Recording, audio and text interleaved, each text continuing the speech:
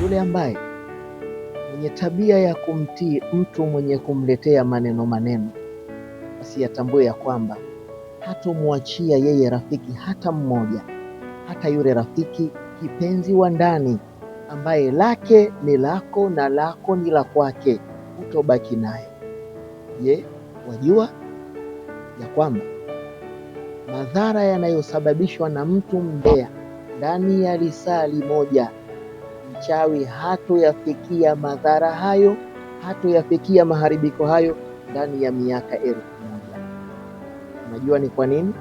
Ni kwa sababu madhara ya uchawi hukoma kwa mtu mmoja mmoja, lakini madhara yanayotokana na umbea huenea katika jamii. Huanza kwa mmoja, hupata kwa mwingine, mwisho huenea katika mazingira mazima. Ewe mbea, acha tabia hiyo ya kuwafitinisha watu. Hiyo ndio umefika. Tafakari ndugu yangu.